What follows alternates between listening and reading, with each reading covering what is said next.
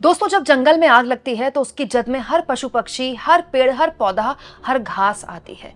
वो लोग जो वक्फ संशोधन बिल के पास होने पर जश्न मना रहे थे, वो लोग जो वक्फ संशोधन बिल का सपोर्ट कर रहे थे, ये खबर उन लोगों के लिए है। दोस्तों, टेलीग्राफ ने एक बहुत ही चिंताजनक खबर छापी है। टेलीग्राफ उन अखबारों में से है जो इस सरकार को हमेशा आईना दिखाता रहता है। ना केवल टेलीग्राफ बल्कि इंडियन एक्सप्रेस ने भी एक बहुत ही चिंताजनक खबर छापी है। एक ऐसी चिंता जो ये बताती है कि क्या आरएसएस का अगला एजेंडा वक्फ बिल के बाद कैथोलिक चर्चेज है। दोस्तों, द इंडियन एक्सप्रेस के मुताबिक जो आरएसएस का माउथपीस है, ऑर्गेनाइजर बेसिकली, उसने एक आर्टिकल छापा है और वो आर्टिकल चिंता की लकीर पैदा कर सकता है उन लोगों के माथे पर जो वक्फ संशोधन बिल के समर्थन में खड़े थे। दोस्तों, ऑर्गेनाइजर की एक खबर देखिए जिसमें छपा है, who has more land in India, किसके पास भारत में ज्यादा जमीन है, the Catholic churches versus Waqf board debate. Shashank Kumar Dwivedi ने एक आर्टिकल छापा है जिसमें कैथोलिक चर्चेस और वक्फ बोर्ड के बीच की डिबेट के बीच एक नई बहस छेड़ दी गई है कि एक्चुअली में जमीन कैथोलिक चर्चेस के पास भी कितनी है। यहाँ इस बात को भी मैं आपको रेखांकित कर दूं दोस्तों, जब मैंने ये आर्टिकल पढ़ना चाहा तो मुझे बड़ी हैरानी हुई कि सोशल मीडिया एक्स में जो ऑर्गेनाइजर ने आर्टिकल शेयर किया था वहां से भी आर्टिकल गायब हो गया, और उसके अलावा जो आर्टिकल का शीर्षक था उसके जरिए मैंने गूगल में आर्टिकल सर्च किया तो भी मुझे आर्टिकल नहीं मिला। मतलब ये कि आर्टिकल पर बवाल मचा तो क्या आर्टिकल हटा दिया गया, ये मैं केवल सवाल उठा रही हूँ क्योंकि मुझे आर्टिकल नहीं मिला। लेकिन इस आर्टिकल में क्या है, गायब होने से पहले ही टेलीग्राफ और इंडियन एक्सप्रेस ने छापा है।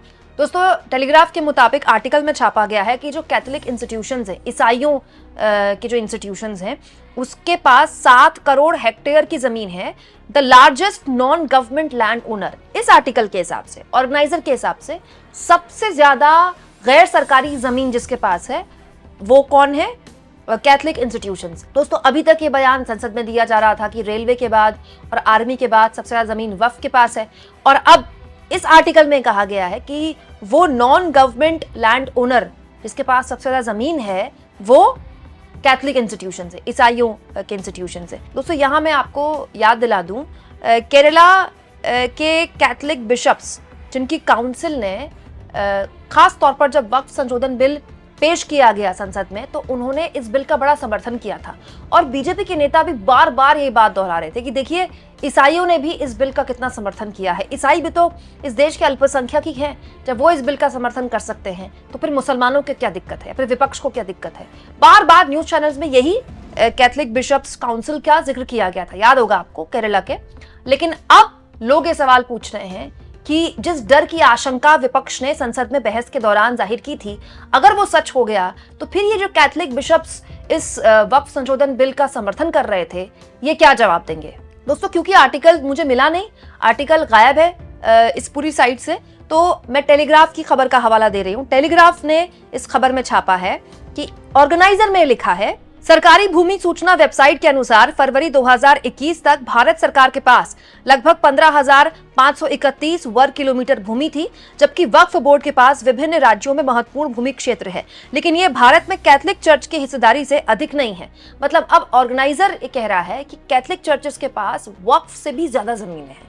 अब ये एक नए तरीके का तर्क दिया जा रहा है। दोस्तों, इसी आर्टिकल का आगे हवाला दिया है टेलीग्राफ ने कि report suggest that Catholic church of India own 7 crore hectare land through out the country. All over India में जो कैथोलिक चर्चेज हैं उनके पास 7 करोड़ हेक्टेयर जमीन है। 7 करोड़ अगर एकड़ के हिसाब से देखें तो 17.29 करोड़ एकड़ बनती है। मतलब 17 करोड़ 29 लाख एकड़ जमीन है कैथोलिक इंस्टीट्यूशंस के पास, इस आर्टिकल के मुताबिक, ऑर्गेनाइजर का, जो कि डिलीट हो चुका है। और इस आर्टिकल में उसकी वैल्यू भी दी गई है कि 20,000 करोड़ के आसपास ये पूरी प्रॉपर्टी बनती है। अब बड़ा सवाल ये दोस्तों कि इस बहस के जरिए आखिर क्या साबित किया जा रहा है, कहने का क्या मतलब है। यहाँ मैं आपको याद दिला दूं दोस्तों कि ये जो आशंका है ये केवल कांग्रेस पार्टी के सांसदों ने नहीं जाहिर की थी बहस के दौरान, ये लगभग हर पार्टी के सांसदों ने जाहिर की थी। आपको याद होगा संजय सिंह जब राज्यसभा में बोल रहे थे उन्होंने एग्जैक्टली यही बात बोली थी, सुनिए।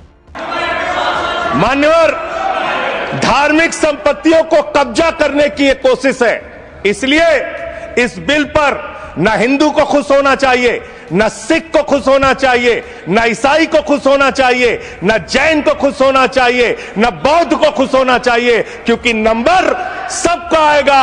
और आज वक्फ की संपत्तियां कब्जा करके आप अपने दोस्तों को देंगे, कल गुरुद्वारे की संपत्तियां कब्जा करके आप अपने दोस्तों को देंगे, फिर चर्चों की संपत्तियां कब्जा करके आप अपने दोस्तों को देंगे, फिर बौद्धों की संपत्तियां कब्जा करके आप अपने दोस्तों को देंगे, फिर जैनों की संपत्तियां कब्जा करके आप अपने दोस्तों को देंगे, फिर मंदिरों की जमीनें कब्जा करके आप अपने दोस्तों को देंगे।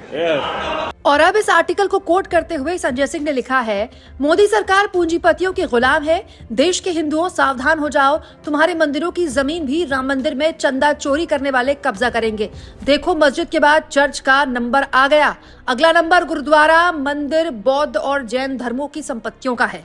दोस्तों, इस आर्टिकल को शेयर किया है राहुल गांधी ने, क्योंकि ये आर्टिकल अब चर्चा का विषय बना हुआ है। और केवल टेलीग्राफ ने आर्टिकल नहीं छापा है, न्यू इंडियन एक्सप्रेस ने भी छापा है। राहुल गांधी ने इस आर्टिकल को शेयर करते हुए कहा है, मैंने कहा था कि वक्फ विधेयक अभी मुसलमानों पर हमला करता है, लेकिन भविष्य में अन्य समुदायों को निशाना बनाने के लिए एक मिसाल कायम करता है। आरएसएस को ईसाइयों की ओर ध्यान देने में ज्यादा समय नहीं लगा। संविधान ही एकमात्र ढाल है जो हमारे लोगों को ऐसे हमलों से बचाता है, और इसकी रक्षा करना हमारा सामूहिक कर्तव्य है। हालांकि दोस्तों, ये केवल अटकलबाजी है, राजनीतिक आरोप प्रत्यारोप अपनी जगह, लेकिन अगर ऐसा कुछ हुआ तो जब होगा तब की हम बात कर सकते हैं।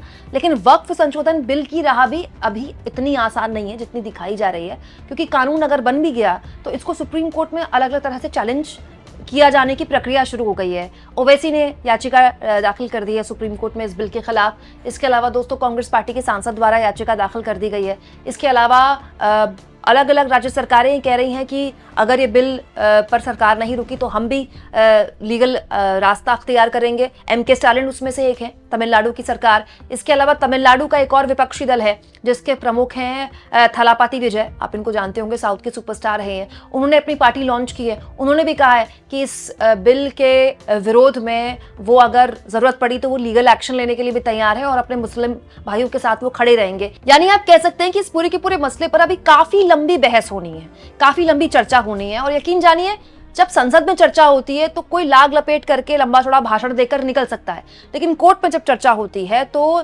संविधान के अलग अलग धाराओं के तहत होती है, संविधान के अलग अलग आर्टिकल्स के तहत होती है। और ऐसी अगर चर्चा हुई तो उस चर्चा में ये बिल टिकेगा नहीं टिकेगा, ये अपने आप में सवाल है। क्योंकि जब राज्यसभा में चर्चा हो रही थी तो कांग्रेस पार्टी ने अभिषेक मनु सिंघवी और कपिल सिब्बल जैसे सुप्रीम कोर्ट के वरिष्ठतम वकीलों को उतारा था, और वो वकील बकायदा आर्टिकल्स गिना गिना के बता रहे थे कि कैसे ये बिल संविधान की मूल भावना के ही खिलाफ है। और अगर ऐसा कुछ हुआ दोस्तों, तो फिर सुप्रीम कोर्ट अगर इस बिल पर कोई भी एक्शन लेता है तो फिर सरकार की किरकिरी नहीं हो जाएगी? कमेंट बॉक्स में जरूर लिखें। और जितना हो सके दोस्तों, चैनल को शेयर करें, सब्सक्राइब करें, और थैंक्स और ज्वाइन के ऑप्शन से अगर आप चाहें तो कुछ आर्थिक मदद भी चैनल की जरूर करें।